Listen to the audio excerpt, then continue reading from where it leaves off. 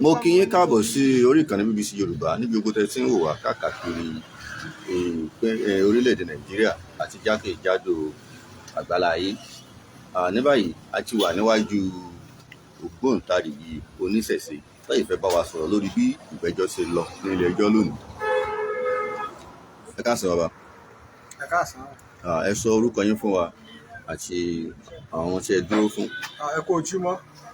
Gẹ́gẹ́ bí aago ṣe sọ, orúkọ tèmi ni Awo Ifálétí Ajíbóríṣà. Mo jẹ́ babaláwo, mo sì jẹ́ èèyàn Azeez Adébọlá tí èèyàn mọ̀ sí Tani Olohun. Ìdí nìyẹn tó fi jẹ́ pé gbogbo ìgbà tí ìgbẹ́jọ́ ẹ̀ bá ń wáyé, mo máa ń wá sí ilé ẹjọ́ láti wá wo bí ìgbẹ́jọ́ ṣe ń lọ, láti mọ ìgbésẹ̀ tó bá kàn tí ó yẹ ká tó tẹ̀lé. A sọ ní ọ̀sẹ̀ tí ó lọ nígbà tí ilé ẹjọ́ parí apọ̀tò yìí sọ wípé àwọn máa nílò àsìkò láti jọ awuyewuye fún onídùúró àti láti ṣe àjọ sí àtakò ìdúró náà. Wọ́n ní ká padà wá lónìí. A dúpẹ́ fún Olódùmarè pé ọjọ́ náà ó kò lónìí, a sì ti lọ sí yàrá ìgbẹ́jọ́ ọ̀hún. Yàrá ìgbẹ́jọ́, ẹ ti lọ sí yàrá ìgbẹ́jọ́ lónìí. Ohun tí ẹ sì ń lépa láti jọyọ̀ wọ yín ti tẹ̀, wọ́n ti fún Tani Olohun ní bẹ́ẹ̀lì. Ní báyìí báwo ni ọkàn yín ṣe rí sí bẹ́ẹ̀lì náà àti wípé àwọn ohun tí wọ́n là kalẹ̀ Tí wọ́n lè gbọ́dọ̀ rí káwọn tó lè gba bẹ́ẹ̀lì. ǹjẹ́ ó tẹ́ yín lọ́rùn bẹ́ẹ̀ ó sì ṣeé ṣe fún yín láti rí? Àkọ́kọ́ náà màá kọ́kọ́ jẹ́ kí gbogbo ọmọ orílẹ̀-èdè Nàìjíríà àti ọmọ kóòtù òjìrì mọ̀ wípé ìgbẹ́jọ́ lórí ètò onídùúró lélẹ́yìí tó wáyé yìí o. Àwọn gbèǹdéke tí wọ́n là lẹ̀ ó nípọn, ṣùgbọ́n kò sí bó ṣe lè nípọn tó. Àwa ní ìgbàgbọ́ wípé gẹ́gẹ́ bí ọmọ kóòtù òjìrì, gẹ́gẹ́ bí ọmọlúwàbí, àwọn àlàkalẹ̀ wọn yẹn ó lè pẹ́ ká tó rí wọn ṣàjọ, ṣùgbọ́n a máa rí kójọ lágbára Olódùmarè. Bó tilẹ̀ jẹ́ wípé tá a bá gbọ́ létí a rí wípé ó le koko, ṣùgbọ́n kò sí tó lè kọjá Olódùmarè lọ, kò sí tó lè kọjá òye Olódùmarè bákan náà. Kò sí ọ̀nà tí Olódùmarè ò bá ṣe nǹkan. Ìrànlọ́wọ́ lè dìde níbi téèyàn ò tẹ́tẹ́ ò lérò. Ìlà fi nígbàgbọ́ wípé bó tilẹ̀ jẹ́ wípé àwọn àlàkalẹ̀ náà ó le díẹ̀, àgbàgbọ́ ọ̀rọ̀ mọ́ Olódùmarè pé a máa rí ṣàjọ. Ọ̀kan lára àwọn àlàkalẹ̀ yẹn náà ni wípé ẹ gbọ́dọ̀ rí ẹni tó jẹ́ olórí ìletò, olórí agbègbè, community head ní ìlú Ìlọrin. Ǹjẹ́ ó ṣeé ṣe fún yín láti rí ìyẹn? Ẹni ò ní sọ̀rètí nù pé a ò lè rí, nítorí wípé àwòrán àwọn baba ńlá wa náà ni wọ́n ní gbogbo aláǹgbá ló dapò délẹ̀. A ò mọ èyí tí ní ń ran. Àwọn náà ni wọ́n sì sọ wípé adákẹ́ má wí, adákẹ́ má fọ̀, a ò mọ tẹni tí ń ṣe. So ọ̀pọ̀lọpọ̀ àwọn èèyàn tí wọ́n dákẹ́ tí wọn ò sọ nǹkan kan níbi ọ̀rọ̀ yìí, a ò lè sọ wípé wọ́n tako èèyàn wa. Nídìí èyí kò jẹ́ kèmí lè sọ̀rọ̀ tínú pé bí a pé a ò ní rí ẹni tó jẹ́ olórí ìletò tàbí olórí àdúgbò. Kò jẹ́ kèmí sọ̀rọ̀ tínú pa lè rí, nítorí pé ní tí ó wà nílẹ̀ nísìnyí wọ́n ti kúrò ní ọ̀rọ̀ wípé bí a pé lágbájá ó kàn mọ́mọ́ fẹ́ ṣe ìbàjẹ́. Ọ̀rọ̀ àlàyé lọ̀rọ̀ tó wà nílẹ̀ yìí.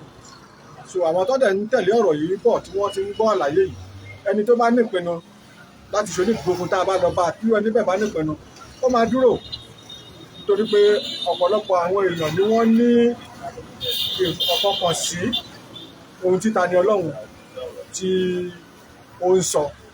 Kì í ṣe wípé bí a pé n tó ń ṣe kúkú jẹ́ ẹni tó jẹ́ pé ká lọ dá sáàtàn. Ọgbọ́n wà nínú àwọn tó ń ṣe, bó tilẹ̀ jẹ́ pé èèyàn kì í mọ̀ rìn kórí má mì. A ò sọ pé gbogbo tó ń ṣe ló dára, ó lè ní kùdìẹ̀kudiẹ, ṣùgbọ́n ẹ rí ẹjọ́ lórí ti ọ̀pá èrè kò ṣeé ṣe fún láti lọlé àfi tẹ́ bá parí ti májísírèètì náà. Ǹjẹ́ ó ní ìgbésẹ̀ tẹ́ ń gbé lórí ti ilé ẹjọ́ májísírèètì? Bẹ́ẹ̀ gẹ́lẹ́ ló ṣe rí. Torí ẹ̀ mo fi sọ ní ọjọ́ tí ó ti pẹ́ pé ẹjọ́ oníbejì ni, ṣùgbọ́n báyìí nísìnyí tó ti jẹ́ wípé bí ìgbà tá a bá sóyàn lẹ́sẹ̀ méjì ni tí a sì yọ okùn kúrò lẹ́sẹ̀ kan yòókù yóò ṣe fi rìn yóò sì fi tẹ̀síwájú. So nídìí èyí iṣẹ́ ò dúró lórí ti magistrate court náà, torí pé tá a bá wò ó nínú ìgbẹ́jọ́ nílé ẹjọ́ ní ọ̀sẹ̀ tó lọ, adájọ́ kan ń sọ wípé táwọn bá dá ẹjọ́ tí ò bá tẹ́ wa lọ́rùn, àyè ṣì wà fún wa láti tẹ̀síwájú lọ sí ilé ẹjọ́ tó tún ga ju eléyìí lọ. ní ìtò sọ fún wa wípé ká má sọ ìrètí nù pé gbogbo ohun tóun sọ òun gbà pé òun lè ṣe àṣìṣe nínú tóun sọ. ilé ẹjọ́ míì tó sì wà níwájú tó lè ṣe àtúnṣe ní tí àwa rí nínú tó sọ yẹn nìyẹn. So nídìí èyí àwa ṣe tán láti tẹ̀síwájú láti lọ ṣe àtúnṣe sí ìgbẹ́jọ́ ilé ẹjọ́ magistrate court níbi tó ti da onídùúró ètò onídùúró níbi tó ti fagilé pé àwọn ò ní gba onídùúró fún un. Ẹ ṣé púpọ̀ bàbá, ǹjẹ́ lè forúkọ yín àti ipò yín lẹ́kọ̀ọ́? Orúkọ tèmi ni Awo Ifálétí Ajíbóríṣà, gẹ́gẹ́ bí mo ti sọ láti ìbẹ̀rẹ̀. Elédùmarè ó ṣùgbà gbogbo wa. Àwọn ọmọ kóòtù òjíire ẹ dìde o, ẹni tó bá ní èèyàn tó ní ìpinnu tàbí tó ní ìrànlọ́wọ́ láti ṣe fún Tani Olohun, àsìkò dé láti ṣèrànlọ́wọ́, kì í ṣe wípé ọ̀rọ̀ ẹnu nìkan. Èyí tèmi lè ṣe ni mo ń ṣe ni mo fi ń wá ní gbogbo àsìkò ìgbẹ́jọ́. Ẹ bá gbọ́ ibi tí mo ti ń wá sí ibi bó ṣe nasẹ̀ sí gbogbo àlàkọjá oyè Elédùmarè, à ń rọ ẹ̀yin tẹ́ bá nírànlọ́wọ́ láti ṣe kí ẹ yìí kàn sí wa lórí ọ̀rọ̀ Tani Olohun, à ń bẹ gbogbo wa ni. Ẹ ṣeun. Ẹ ṣé púpọ̀. Ní báyìí gbajúgbajà oníṣẹ̀ṣe mìíràn náà wà níkàlẹ̀ láti sọ̀rọ̀ lórí bí ó ṣe rí àti ohun tí ó lọ ní ilé ẹjọ́. Ẹ káàárọ̀. Ẹ sọ orúkọ yín àti ipò yín fún wa. Orúkọ mi ni Iro Koni Tani Olohun Ẹgbẹ́diwúrà. Mo jẹ́ olókun Christian. Ẹ jọ̀ọ́, ilé ẹjọ́ ti dájọ́ lórí gbígbọ́ onídùúró Tani Olohun. Báwo ni ó ṣe rí lọ́kàn tí yín? Ó sì tọ́ wọn ti dá ẹjọ́ pé àwọn fi sílẹ̀, ṣùgbọ́n ó ní àwọn conditions tí wọ́n gbé ti bail tí wọ́n fún wa. Ó dẹ̀ jẹ́ wípé àwọn conditions inú mi dùn wípé wọ́n ní pé àwọn tú sílẹ̀, ṣùgbọ́n wọ́n ní kinní kan ló ba àjàò jẹ́, apá ẹ̀gùn ju ìtàn lọ. Àwọn conditions tí wọ́n gbé kalẹ̀ fún wa yẹn, òun ló kan mí lóminú, òun ló tún lè máa kan mí lóminú ní gẹ́gẹ́ bí ti tèmi o. Torí pé nísìnyí wọ́n ní nínú Ìlọrin ká wá olórí community, a dẹ̀ mọ̀ pé nínú Ìlọrin mágàjí ni wọ́n ń jẹ, ọba Ìlọrin náà ló ń fi mágàjí jẹ. Gbogbo wa náà la dẹ̀ mọ̀ nǹkan tó ń ṣẹlẹ̀ lórí ọ̀rọ̀ tó wà nílẹ̀ yìí. Ọ̀rọ̀ yìí dàbí ìṣẹ̀ṣe versus Islamic community ni. Olódùmarè bá wa pẹ̀tù sí gbogbo ọ̀rọ̀ tó wà nílẹ̀, nítorí pé gbogbo wa ọmọ Yorùbá ni wá. Ìfẹ́ èmi nígbàgbọ́ wípé a lè fi kógojá tá a bá ń fìfẹ́ bára wa lò. Ṣùgbọ́n mo tún nígbàgbọ́ náà lórí gbogbo condition tó gbé kalẹ̀ wípé Olódùmarè tó bá débi tó bá dé yìí kò sí ìparí iṣẹ́, kò lè sọ wípé ó ti sú òun, kò sọ wípé òun ti dẹ̀yìn lórí iṣẹ́ tóun ṣe, òun náà lá parí gbogbo èyí tó kù lórí ọ̀rọ̀ náà. A nígbàgbọ́ pé ibi tọ́rọ̀ dé dúró yìí dúdùn náà lọ sanwó oṣù gẹ́gẹ́ bí àṣà ti tèmi. Ẹ ṣé.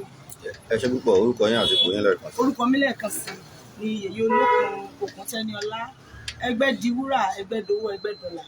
Bẹ́ẹ̀ ni mo jẹ́ olókun Christian, gbajúgbajà oníṣẹ̀ṣe ni. Ẹ ṣé o. Ẹ ṣé púpọ̀.